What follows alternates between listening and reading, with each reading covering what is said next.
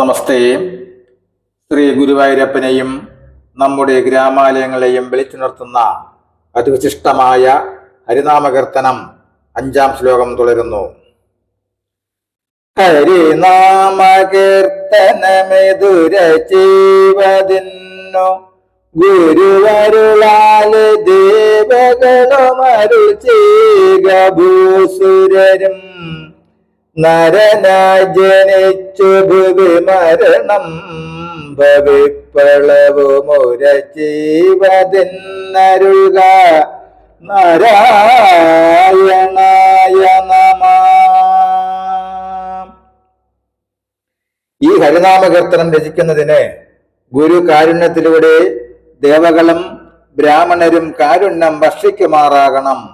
ഭൂമിയിൽ മനുഷ്യജന്മം കിട്ടിയ സ്ഥിതിക്ക് മരിക്കുന്നത് വരെ ഭഗവൻ നാമ സങ്കീർത്തനം ചെയ്യേണ്ടത് എത്രയും ആവശ്യമാകയാൽ അതിന് കരുണ കാണിക്കണമേ. അല്ലയോ നാരായണ, അങ്ങേക്ക് നമസ്കാരം. എഴുത്തച്ഛന്റെ സമകാലികനായ ഭക്തകവി പൂന്താനം മുക്തി വരുത്തുവാൻ കൃഷ്ണ കൃഷ്ണ മുകുന്ദ ജനാർദ്ദന കൃഷ്ണ ഗോവിന്ദ രാമായെന്നിങ്ങനെ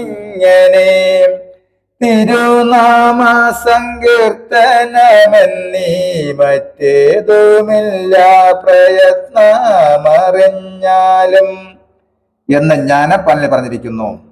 അധ്യാത്മ രാമായണത്തിൽ ശ്രീരാമചന്ദ്രൻ മഹാഭക്തിയായ ശബരിക്ക് ഉപദേശം നൽകുന്ന കൂട്ടത്തിൽ ഇപ്രകാരം പറഞ്ഞിരിക്കുന്നു. ഭക്തിയൊന്നൊഴിഞ്ഞു മറ്റില്ല കാരണമേതും മുക്തി വന്നിടുവാനുമില്ല മറ്റേതുമൊന്നും. കൂടാതെ ഭക്തിയുടെ 9 പടികളെ കുറിച്ച് പറയുന്നുണ്ട്. മുഖ്യസാധനമല്ലോ സജ്ജന സംഘം, മുഖ്യസാധനമല്ലോ സജ്ജന സംഘം. പിന്നെ മൽക്കഥാലാഭം 2-ാം സാധനം, 3-ാമതും മൽഗുണേരണം, പിന്നെ മദ്ദചോ വ്യാഖ്യാതൃത്വം. ഈ നാമസങ്കീർത്തനം മുക്തിയെ ലക്ഷ്യമാക്കിയുള്ള സാധനയാണ്.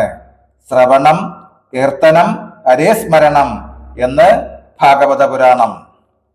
നമസ്തേ. 6-ാം ശ്ലോകം തുടരും നാളെ.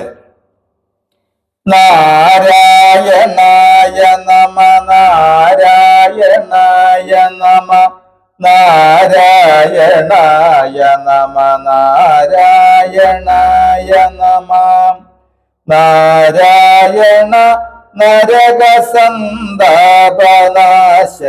ജഗന്നാഥ വിഷ്ണു ഹരി നാരായണായ നമ.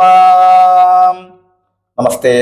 ആദ്യമായി കേൾക്കുന്നവർ ഈ വൈകുണ്ഠം ഭാഗവതാമൃതം എന്ന എളിയ ചാനൽ സബ്സ്ക്രൈബ് ചെയ്ത് ബെല്ലും ഓണാക്കിയാൽ എല്ലാ ദിവസവും രാവിലെ 10 മിനിറ്റ് നേരം ശ്രീമദ് ഭാഗവതം വരികൾ കണ്ട് കേട്ട് നിത്യപാരായണം ചെയ്യാം. നമസ്തേ.